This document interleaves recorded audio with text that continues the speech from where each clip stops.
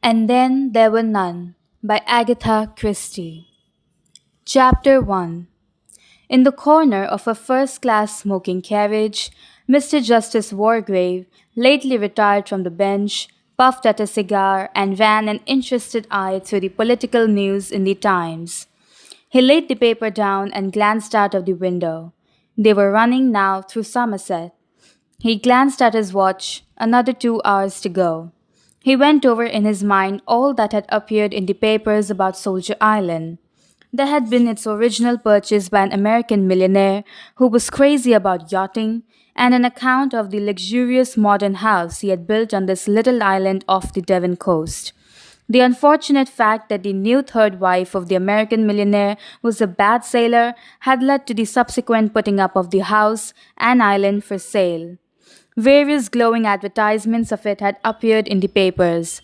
Then came the first bald statement that it had been bought by a Mr. Owen.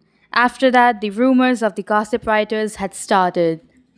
Soldier Island had really been bought by Miss Gabrielle Turl, the Hollywood film star. She wanted to spend some months there free from all publicity. Busybee had hinted delicately that it would be an abode for royalty. Mr. Merriweather had had it whispered to him that it had been bought for a honeymoon. Young Lord L. had surrendered to Cupid at last. Jonas knew for a fact that it had been purchased by the Admiralty with a view to carrying out some very hush-hush experiments. Definitely, Soldier Island was news. From his pocket, Mr. Justice Wargrave drew out a letter. The handwriting was practically illegible, but words here and there stood out with unexpected clarity. Dearest Lawrence, such years since I heard anything of you. Must come to Soldier Island. The most enchanting place, so much to talk over. Old days, communion with nature, bask in sunshine, 12:40 from Paddington, meet you at Oakbridge. And his correspondent signed herself with a flourish, his ever, Constance Culmington. Mr. Justice Wargrave cast back in his mind to remember when exactly he had last seen Lady Constance Culmington. It must be 7, no, 8 years ago. She had then been going to Italy to bask in the sun and be at one with nature and the contadini. Later, he had heard she had proceeded to Syria, where she proposed to bask in a yet stronger sun and live at one with nature and the Bedouin. Constance Culmington, he reflected to himself, was exactly the sort of woman who would buy an island and surround herself with mystery. Nodding his head in gentle approval of his logic, Mr. Justice Wargrave allowed his head to nod. He slept. Vera Claiborne, in a third class carriage with 5 other travelers in it, leaned her head back and shut her eyes. How hot it was traveling by train today. It would be nice to get to the sea. Really, a great piece of luck getting this job. When you wanted a holiday post, it nearly always meant looking after a swarm of children. Secretarial holiday posts were much more difficult to get. Even the agency hadn't held out much hope. And then the letter had come. I have received your name from the Skilled Women's Agency together with their recommendation. I understand they know you personally. I shall be glad to pay you the salary you ask and shall expect you to take up your duties on August 8th. The train is at the 12:40 from Paddington and you will be met at Oakbridge Station. I enclose 5 1-pound notes for expenses. Yours truly, Una Nancy Owen. And at the top was the stamped address, Soldier Island, Sticklehaven, Devon. Soldier Island. Why, there had been nothing else in the papers lately. All sorts of hints and interesting rumors, though probably they were mostly untrue. But the house had certainly been built by a millionaire and was said to be absolutely the last word in luxury. Vera Claiborne, tired by a recent strenuous term at school, thought to herself, being a games mistress in a third class school isn't much of a catch. If only I could get a job at some decent school.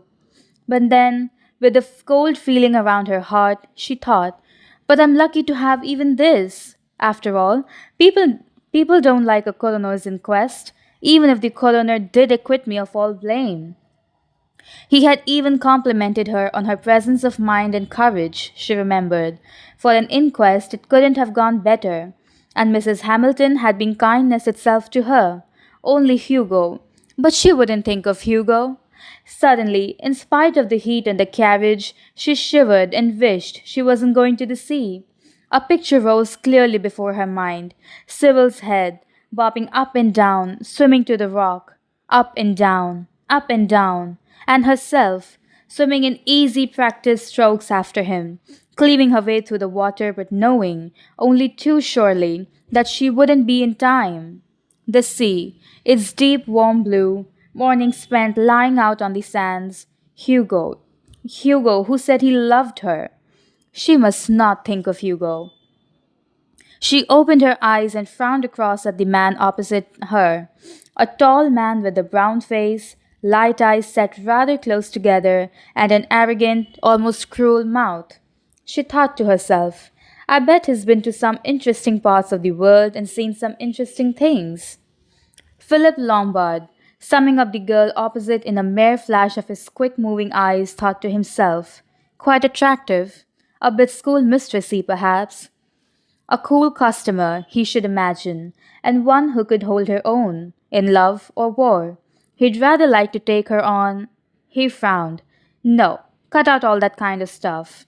This was business. He'd got to keep his mind on the job. What exactly was up, he wondered. That little Jew had been damned mysterious. Take it or leave it, Captain Lombard, he had said thoughtfully. 100 guineas, eh? He had said it in a casual way, as though 100 guineas was nothing to him. 100 guineas? When he was literally down to his last square meal. He had fancied, though, that the little Jew had not been deceived.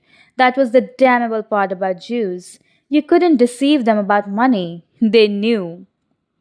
He said in the same casual tone, And you can't give me any further information? Mr. Isaac Morris had shaken his little bald head very positively. No, Captain Lombard, the matter rests there. It is understood by my client that your reputation is that of a good man in a tight place. I am empowered to hand you 100 guineas in return, for which you will travel to Sticklehaven, Devon. The nearest station is Oakbridge. You will be met there and motored to Sticklehaven, where a motor launch will convey you to Soldier Island. There, you will hold yourself at the disposal of my client. Lombard had said abruptly, For how long? Not longer than a week at most. Fingering his small mustache, Captain Lombard said, You understand I can't undertake anything illegal? He had darted a very sharp glance at the other as he had spoken. There had been a very faint smile on the thick Semitic lips of Mr. Morris as he answered gravely, If anything illegal is proposed, you will, of course, be at perfect liberty to withdraw. Damn the smooth little brute, he had smiled. It was as though he knew very well that in Lombard's past actions, legality had not always been a sine qua non. Lombard's own lips parted in a grin. By Jove, he'd sailed pretty near the wind once or twice, but he'd always got away with it. There wasn't much he drew the line at, really. No, there wasn't much he'd draw the line at. He fancied that he was going to enjoy himself at Soldier Island. In a non-smoking carriage, Miss Emily Brent sat very upright as was her custom. She was 65 and she did not approve of lounging. Her father, a colonel of the old school, had been particular about deportment.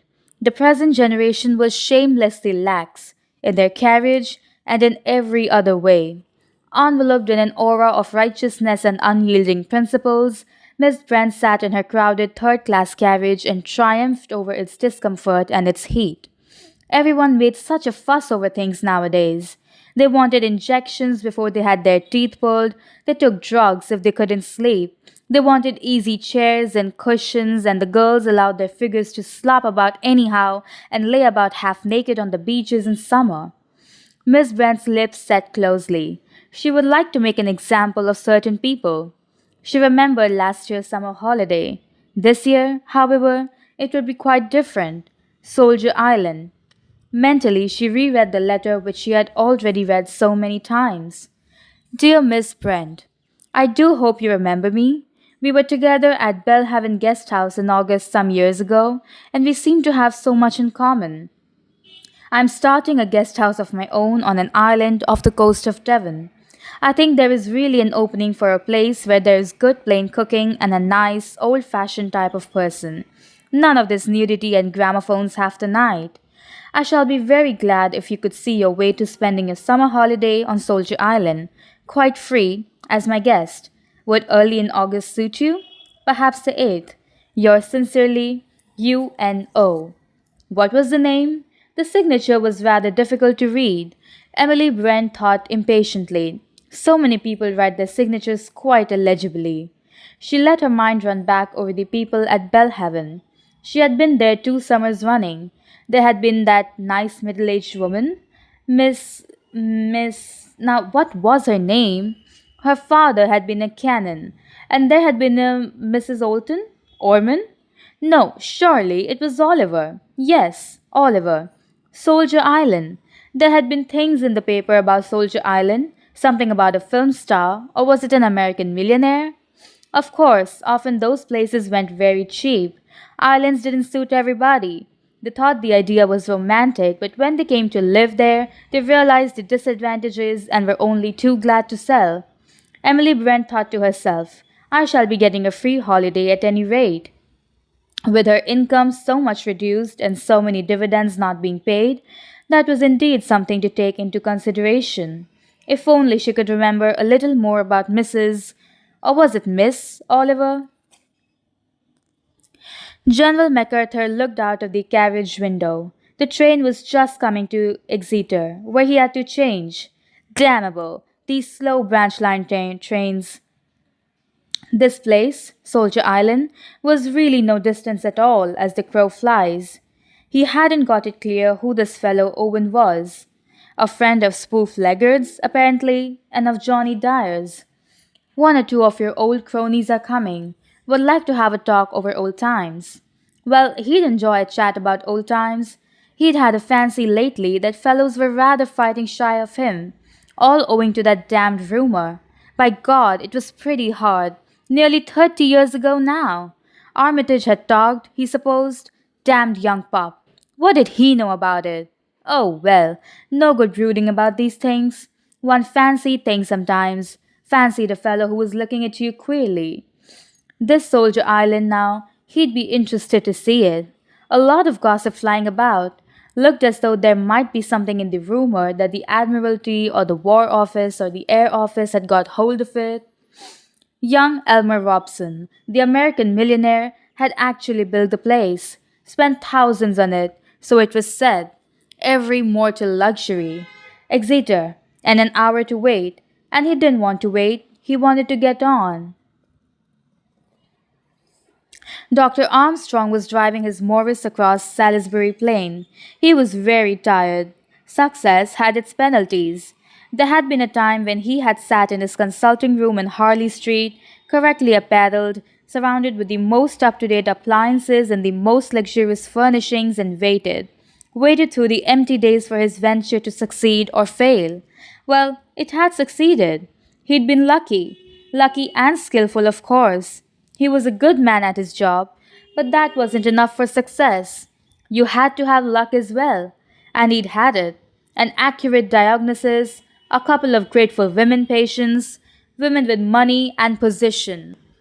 And word had got about. You ought to try Armstrong. Quite a young man, but so clever. Pam had been to all sorts of people for years, and he put his finger on the trouble at once. The ball had started rolling. And now Dr. Armstrong had definitely arrived.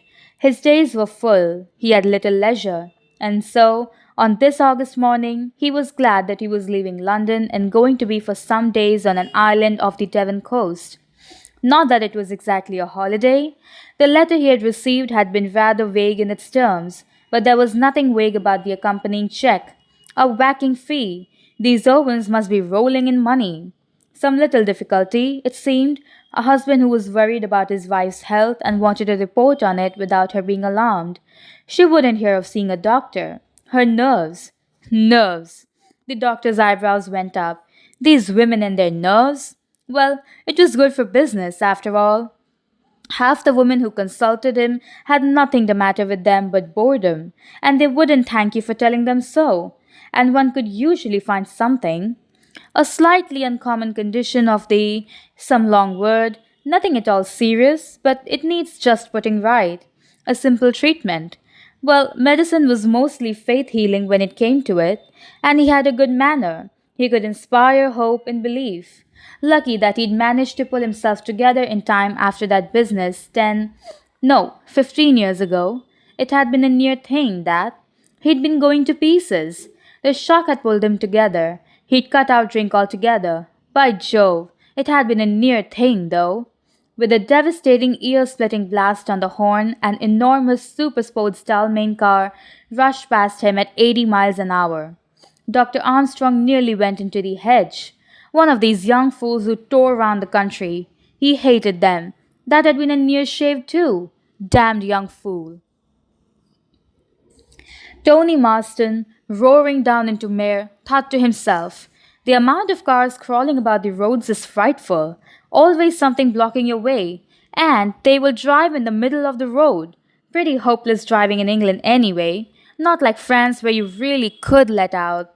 Should he stop here for a drink? Or push on? Heaps of time. Only another 100 miles and a bit to go. He'd have a gin and ginger beer. Fizzing hot day. The silent place ought to be rather good fun, if the weather lasted. Who were these Owens? He wondered. Rich and stinking, probably.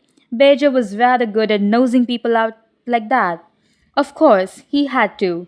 Poor old chap, with no money of his own. Hope they do one well in drinks. Never knew what these fellows who made their money and weren't born to it. Pity that story about Gabriel Turl having bought Soldier Island wasn't true. He'd like to have been in with that film star crowd. Oh, well, he supposed there'd be a few girls there. Coming out of the hotel, he stretched himself, yawned, looked up at the blue sky, and climbed into the Dalmain.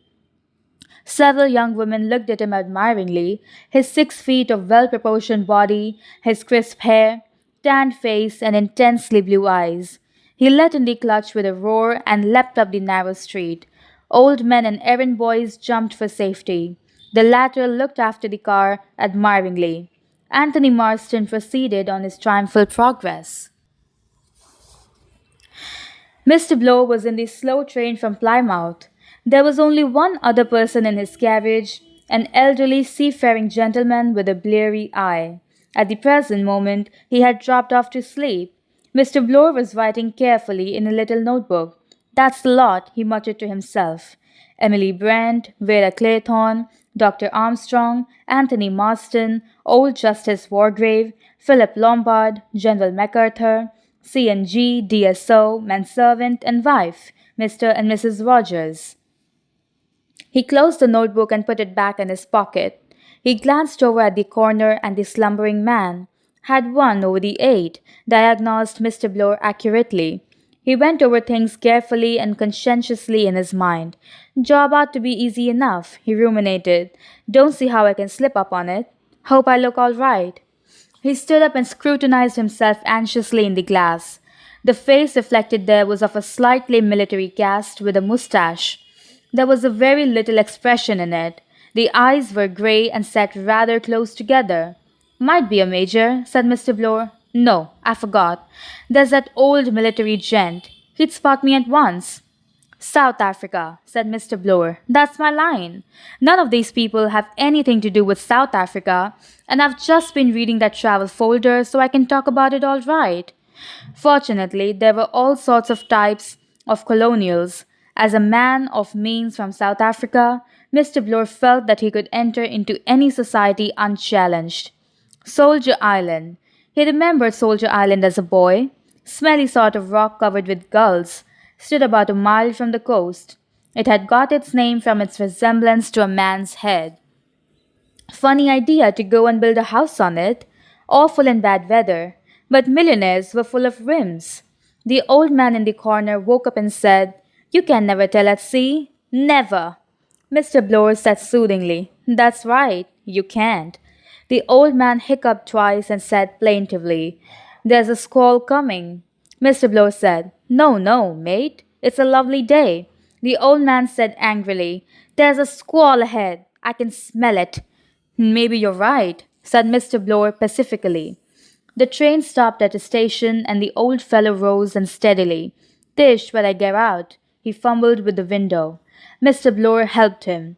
The old man stood in the doorway. He raised a solemn hand and blinked his bleary eyes. Watch and pray, he said. Watch and pray. The day of judgment is at hand. He collapsed through the doorway onto the platform. From a recumbent position, he looked up at Mr. Bloor and said with immense dignity, I'm talking to you, young man. The day of judgment is very close at hand.